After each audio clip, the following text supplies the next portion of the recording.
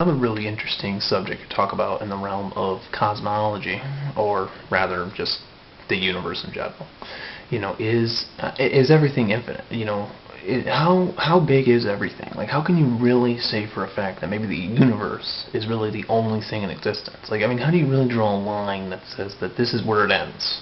You know what I mean? I mean, obviously the human race has yet to find everything that's out there, maybe even other planets and other stars and other galaxies and all these other things. But how big is the universe? Yeah, people say it's infinite, but how can we distinctively prove that, though, or rather that it's truly infinity, rather than just saying that the universe is infinitely expanding and then that's all the proof you need? Where's the other evidence that that could lead us down that? And here's a couple other ideas to get you thinking. And keep in mind, these aren't theories, but these are actually true. So needless to say, if you really want to think of everything being infinite, think of it like this. The universe has a lot of stuff in it. For example, dark matter, dark energy, and dark energy and dark matter, there's a lot of it. There's no way in heck anybody would be able to count every single particle. I think Carl Sagan said it best. Just when you've spent enough time exploring one territory, all that time that passes, more territories open up. So, like, for example, rather than just saying that the universe is infinitely expanding, if somehow, time wasn't a factor and, we could somehow, just bear with me here, if, somehow we were able to go to other planets and explore those planets, maybe as time's going on, maybe in the galaxies somewhere far away, and I don't necessarily mean a Star Wars reference, but, maybe other galaxies are being created somehow.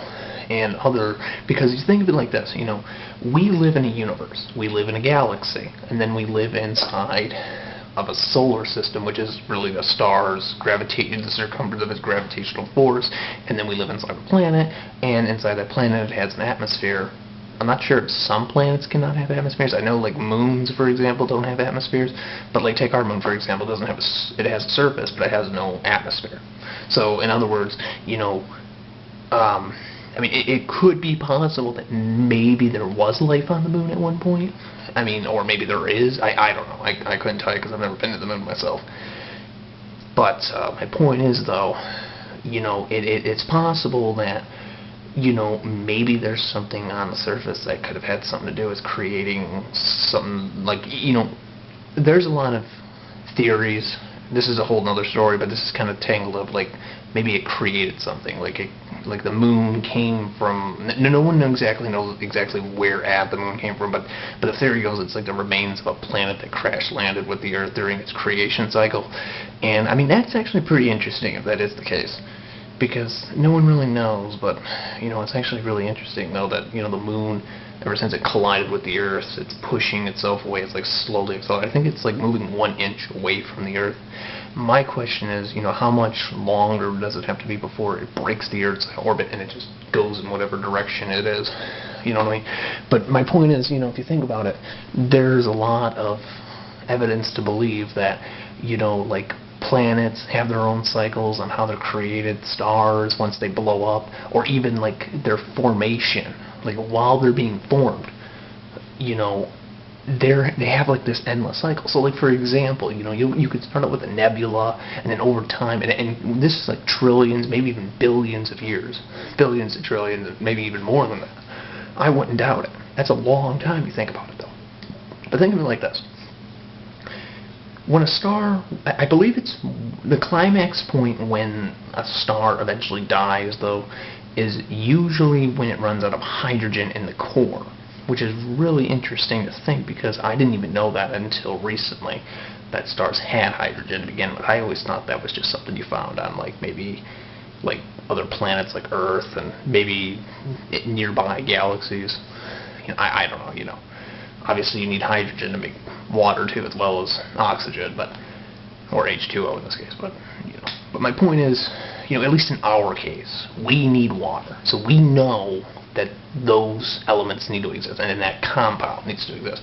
But my point is, if you think about other elements and how they tie up with this planet, they came from another part of the universe, or maybe even this very place, but then the Earth eventually just drew it in, and over time it just created itself.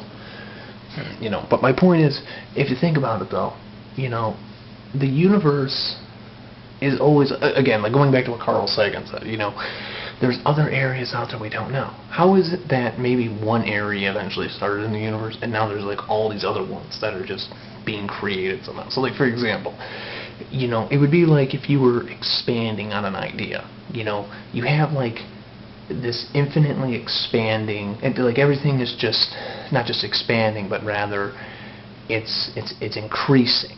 Like, okay, it's another word for it, but it's like, look at it like this though. So you would have an expanding universe based off how fast energy itself, and keep in mind everything is made of energy. Like I mean like everything you could ever imagine. Everything is made of energy, including the universe itself.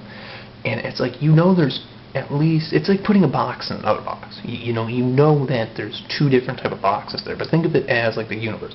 We know that there's more than one thing in the universe. Again, to name a few: planets, galaxies, and comets, asteroids, meteoroids, moons, planets, just to name a major. But my point is, there are a lot of things that are out there. And maybe at one point some galaxies are older than others. Like for example, that one big galaxy that they've discovered for almost a century now with it was like IC1101 or something like that. How old is that galaxy? Where did that galaxy come from? And how long ago before it was created? You know what I mean? And that's a good question to ask, because if you think about it, it's improving. Not to mention, like, let's just use this as an example. Okay, take this cloth for example. Okay, that cloth is made of something. Okay, now this is the simplest question I want to ask you. How small does that cloth get?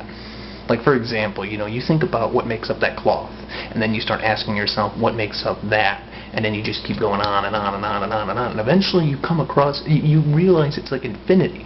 You really don't, you never stops. Not to mention, it's like a time paradox all of a sudden. It's like trying to answer, like, what was the very first thing that happened in the universe? People believe that the universe is infinite because no one has yet to identify, or in other words, you could just ask the same question over and over again. What created this? What created this? What created this? So it's like the universe. We might not be able to see what is beyond the universe, but for all we know, maybe there's something beyond the universe too, if that even makes sense. I mean, the universe is already big enough, or maybe there's an infinite amount of universes. It's like, how big does it go? I mean, think of it like this: if life in itself, and I don't mean just on this planet, but just every possibility you can think of, is constantly going, and there's more possibilities that can or be created somehow. I don't care how it happens, but it just comes into existence somehow. Then you have yourself an infinite cycle. Therefore, it can happen more than once. Again, proof. Look at energy in general. Energy is always constantly, and the fact that the universe is just accelerating on its own. There's multiple things that are happening here, and even Carl Sagan stated this in his lifetime. I've recently been obsessed with Carl Sagan's work. I love what the guy did, as well as like people like Stephen Hawking and Albert Einstein and Nikola Tesla and all these other really cool people throughout time and history, what they did. It's just really cool. Like these people dedicated their life to it just sounded like science fiction, but eventually somebody was able to make sense of it, and a lot of people later on eventually accepted it as fact or theory or whatever. Just the fact that people are still talking about some of these ideas, it gets you thinking, what is out there? And again, as long as everything is able to, like, push to, like, become something else, and it's not just staying the same, then it's like, it's just, you're cloning stuff, essentially. You're getting more than you had of something before. So essentially it's like you're making progress with it. So in other words, the universe is getting bigger and bigger because that's just how it works, because that's where it's at. It's not staying just the same and then all these galaxies. No, there's like all this extra space that these galaxies could fit in. And there's cycles that could repeat. So like, for example, one star blows up, all this other matter, it could create even more matter than it did before somehow, and there you go. Now you got even more stars. That's really interesting to think about.